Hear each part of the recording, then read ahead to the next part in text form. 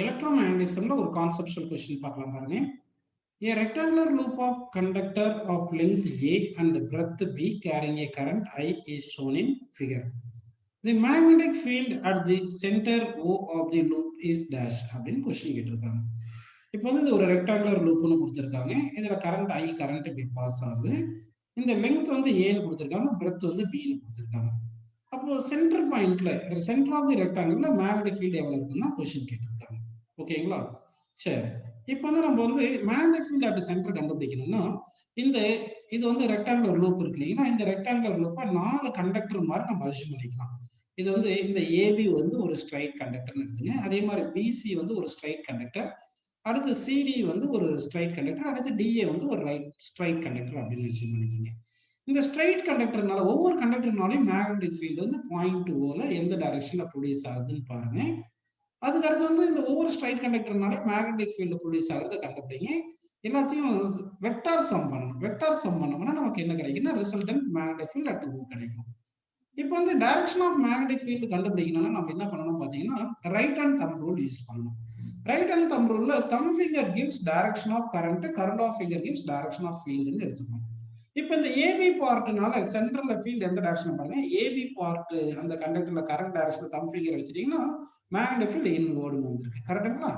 அடுத்து பிசி பார்ட்னால கரண்ட் டைரக்ஷன்ல தம் ஃபிங்கர் வச்சீங்கன்னா மேக்னெட்டிக் ஃபீல்டு பாருங்க இன்வர்ட்னு இருக்கு. அடுத்து சிடி பார்ட்னால CD part current carrying conductor இருக்கு இல்லையா, அந்த சிடி பார்ட் கரண்ட் கேரிங் கண்டக்டர்னால தம் ஃபிங்கர் கரண்ட் டைரக்ஷன் வச்சா ஃபீல்டு வந்து இன்வர்ட்னு வந்திருக்கு அட் பாயிண்ட் ஓல. Next D part of conductor இருக்கு இல்லையா, அந்த டி பார்ட் ஆஃப் கண்டக்டர்னால கரண்ட் டைரக்ஷன்ல தம் ஃபிங்கர் வந்து கரண்ட் டைரக்ஷன் வச்சிட்டீங்கன்னா மேக்னெட்டிக் ஃபீல்டு வந்து இன்வர்ட்னு வந்திருக்கு.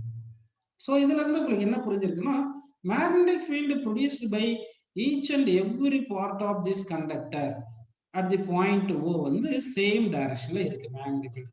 அப்போ சேம் டைரக்ஷன்ல இருக்குன்னா அப்போ ஒவ்வொரு கண்டக்டரும் ப்ரொடியூஸ் பண்ண மேக்னெட்டிக் ஃபீல்டு அப்படியே டைரக்டா நம்ம வந்து ஆட் பண்ணிக்கலாம். அப்படியே டைரக்டா ஆட் பண்ணிக்கலாம். இப்போ மேக்னெட்டிக் ஃபீல்டு ப்ரொடியூஸ்டு வந்து சேம் டைரக்ஷன்ல இருக்குன்னா ஆட் பண்ணிக்கலாம் தெரிஞ்சுச்சு. இப்போ மேக்னிடியூட் கண்டுபிடிக்கிறதுக்கு என்ன ஃபார்முலா அப்படின்னு பாத்தீங்கன்னா magnetic field produced by the straight கண்டக்டருக்கு வந்து ஃபார்முலா நல்லா கவனிங்க. B is equal to mu naught I divided by 4 pi d into sin theta 1 plus sin theta 2, sin theta 1 plus sin theta 2 அப்படின்னு எடுத்துக்கணும். ஓகேங்களா? இந்த d என்றது என்ன பார்த்தீங்கன்னா distance of the point from the straight conductor. இந்த theta 1 and theta 2 அப்படின்றது என்ன பார்த்தீங்கன்னா இந்த two ends of the conductor subtend angle at point O அப்படின்னு நம்ம எடுத்துக்கணும். சரிங்களா? அப்படின்னா இங்க பாருங்க ஃபர்ஸ்ட் இந்த ஏவி பார்ட் கண்டக்டர் எடுத்துட்டீங்கன்னா இந்த ஏவி பார்ட் கண்டக்டருக்கு இந்த பாயிண்ட் ஓ எவ்வளவு டிஸ்டன்ஸ்ல இருக்குன்னு பாத்தீங்கன்னா இது மொத்தம் ஏ தானே, பாயிண்ட் ஓ வந்து இங்க மிடில் இருக்கிறதுனால டிஸ்டன்ஸ் வந்து நம்ம என்ன எடுத்துக்கலாம்னா ஏ பை 2ன்னு எடுத்துக்கலாம். அடுத்து எண்டு பியும் எண்டு ஏவும் வந்து சப்டன் பண்ற ஆங்கிள் இருக்கு இல்லைங்களா, இந்த ஆங்கிள் வந்து பாருங்க இந்த எண்டு ஏவும் எண்டு பியும் அட் பாயிண்ட் ஓல சப்டன் பண்ற ஆங்கிள் வந்து ஈக்குவலா இருக்கும். தீட்டா இது ஈக்குவலா இருக்கும். அப்போ தீட்டா 1 தீட்டா 2 ஈக்குவல்னு எடுத்துக்கலாம். ஸோ இந்த A B part of the conductor produce பண்ற ஃபீல்டுக்கு ஃபார்முலா என்ன எழுதிக்கலாம் பார்த்தீங்கன்னா இதுவும் தீட்டாவும் இதுவும் தீட்டா தானே வருது அப்படின்னு எடுத்துக்கிட்டு இந்த லெங்க் பாருங்க இது மிட் பாயிண்ட் வச்சுக்கிட்டோம்னா ஒரு சும்மா எம்னு வச்சுங்க. அப்போ இந்த சைடு லெங்க் வந்து இது பின்னு கொடுத்துருக்கனால இந்த லெங்க் வந்து பி டு எம் வந்து நம்ம என்ன பண்ணலாம்னா b by 2ன்னு எடுத்துக்கலாம். b by 2ன்னு எடுத்துங்க. ஓகே, b by 2ன்னு புரிஞ்சு போச்சு. இப்போ வந்து b2o வந்து ஹைபோடெனியூஸ். இந்த ஹைபோடெனியூஸ் என்ன வரும்னா adjacent square plus opposite square ரெண்டுத்தையும் ஸ்கொயர் பண்ணி ஆட் பண்ணோம். அப்போ a ஸ்கொயர் பை 2 ஸ்கொயர் வந்து 4 plus b square by 2 square வந்து 4ன்னு வந்துட்டு இந்த 4 வெளியே எடுத்துக்கணும்னா அப்போ என்ன வரும் 1 by 2 வந்துட்டு root of a square plus b ஸ்கொயர்னு வந்துடுது. இதுதான் ஹைபோடெனியூஸ். ஓகேங்களா? ஆப்போசிட் சைடு வந்து b by 2 வருது. ஹைபோடெனியூஸ் வந்து of root of a square plus b square வருது. ஸோ இந்த கான்செப்ட் யூஸ் பண்ணி இப்போ என்ன பண்றோம்னா magnetic field produced by the AB part, அதாவது இந்த ஏ இந்த பி இந்த ஏபி பார்ட்டுக்கு வந்து பாத்தீங்கன்னா என்ன பண்ணோம்னா mu naught I divide by 4 pi இந்த டி வந்து எவ்வளவு டிஸ்டன்ஸ் பார்த்தோம்னா இந்த பர்பண்டிகுலர் டிஸ்டன்ஸ் வந்து நம்ம ஏ பை 2ன்னு பார்த்துருந்தோம். அதனால வந்து அதை ஏ பை 2 போட்டுக்கிட்டு இன்ட்டு இந்த சைன் தீட்டா 1 சைன் தீட்டா 2 இருக்கு இது ரெண்டுமே ஈக்குவல். அப்போ தீட்டா 1 தீட்டா 2 ஈக்குவல்னால 2 சைன் தீட்டா அப்படின்னு போட்டுக்கணும்.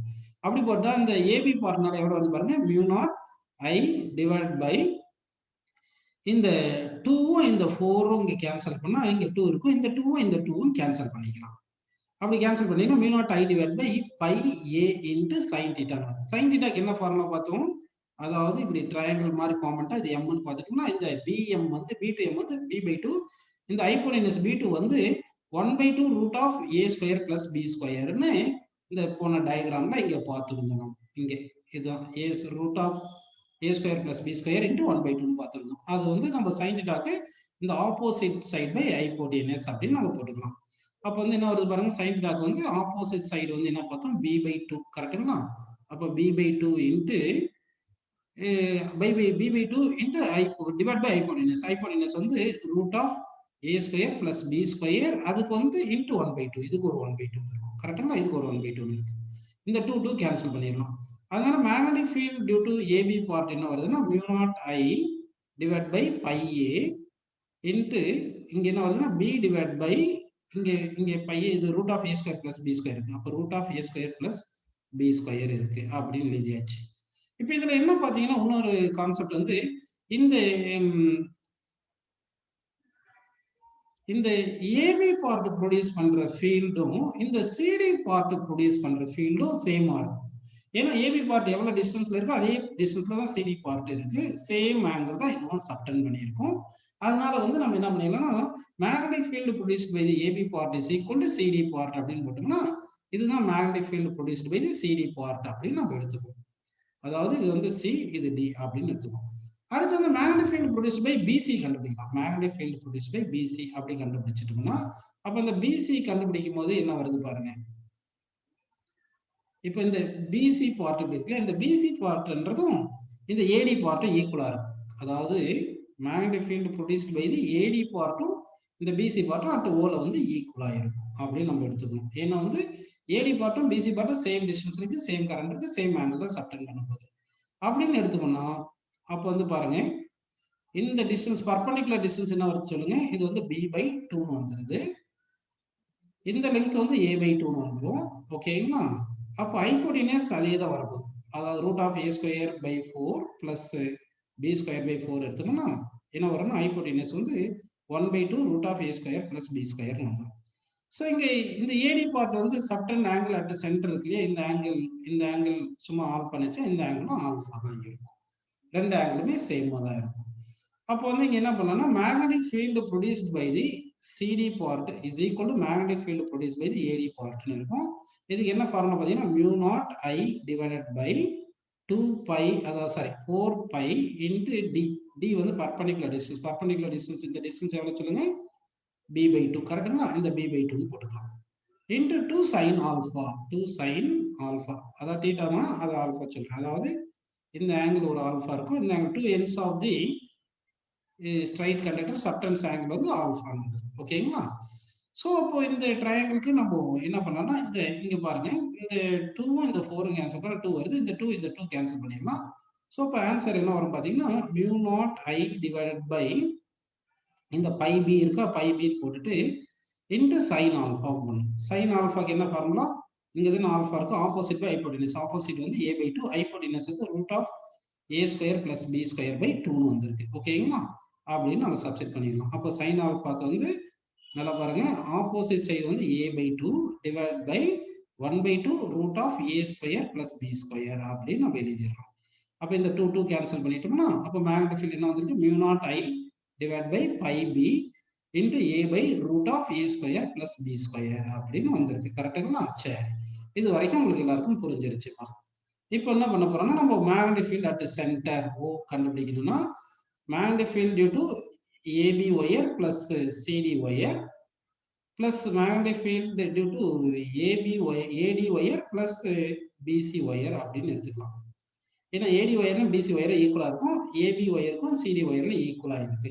இந்த சிடி ஒயர்லையும் ஏடி ஒயர்ல எவ்வளவு இருக்குன்னா mu naught I divide by pi B into A by root of A square plus B square இருக்கு. ஏபி ஒயர்ல சிடி ஒயர்ல mu naught I in by pi A into B by root of A square plus B square இருக்கு. அப்போ ஏபிலையும் சிடிலையும் equal தானே இருக்கு. அப்போ 2 டைம்ஸ்ல போட்டுக்கிட்டு இங்க என்ன பண்ணலாம், mu naught I divide by AB ஒயர்ல எவ்வளவு பார்த்தோம், by A into B divide by root of A square plus B square அப்படின்னு வந்துருச்சு. பிளஸ் இந்த ஏடி ஒயர்ல பிசி ஒயர்ல ஈக்குவலா இருந்தாலும் 2 டைம்ஸ்னு போட்டு ஒரு ஒயருக்கு மட்டும் போட்டுருவோம், ஸ்ட்ரைட் ஒயருக்கு. அப்ப என்ன வரும், mu naught I divide by pi B into a divided by root of a square plus b square வந்துருது. இப்போ இதுல என்னென்ன காமனா எடுக்கலாம் பாத்தீங்கன்னா மேக்னெட்டிக் ஃபீல்ட் அட் சென்டருக்கு 2 காமனா எடுத்துக்கலாம். ஓகேங்களா? அப்ப 2 காமனா எடுத்துருங்க. அடுத்து mu naught I divided by pi காமனா எடுத்துடலாம். அடுத்து இந்த root of a square b square காமனா எடுத்துக்கலாம். root of a square plus b square காமனா எடுத்துருங்க. அப்ப பிராக்கெட் குள்ள என்ன இருக்குன்னா b by a plus a by b ன்னு இருக்கு. கரெக்ட்டுங்களா? ஏன்னா இங்க b by a ன்னு இருக்கு, இங்க a by b ன்னு இருக்கு அப்படின்னு இருக்கு. இப்போ என்ன பண்றோம்னா இது LCM எடுக்கும். இது LCM எடுத்து இப்போ எழுத போறோம் பாருங்க. Magnetic field is equal to 2 mu naught I divided by pi into root of a square plus b square into என்ன வருதுன்னா மேல வந்து b square plus a square ன்னு வந்துட்டு divide by a into b அப்படின்னு வந்துருது. கரெக்ட்டுங்களா? இது வரைக்கும் உங்களுக்கு புரிஞ்சிருச்சுப்பா. இப்போ என்ன பண்ணலாம்னா நம்ம இந்த root of a square plus b square இங்க a square plus b square நம்ம என்ன பண்ணலாம் இது root into root of a square plus b square அப்படின்னு எழுதிக்கலாம் இல்லையா? root of a square plus b square அப்படி எழுதிக்கலாம் இல்லையா? அப்போ ஒரு root of a square plus b square ஒரு root of a square plus b square cancel ஆயிருச்சு. அப்போ ஆன்சர் என்ன இருக்கு? 2 times of mu naught I divided by pi into இந்த ab இருக்கு இல்லையா? ab into root of a square plus b square அப்படின்னு நமக்கு ஆன்சர் கிடைச்சிருக்குப்பா. ஸோ அப்போ ஆன்சர் வந்து 2 mu naught I divided by pi ab root of a square plus b square அப்படின்னு இந்த answer வந்துருக்கு இல்லையா? இந்த ஆன்சர் எந்த ஆப்ஷன் பார்க்கலாம் பாருங்க. பாருங்க 2 mu naught I root of a square plus b square by pi ab அப்படின்னு இந்த ஆப்ஷன் தான் கரெக்ட். அப்போ 4th ஆப்ஷன் வந்து இந்த क्वेश्चனுக்கு நம்ம கரெக்ட் அப்படின்னு நம்ம எடுத்துக்கலாம்ப்பா.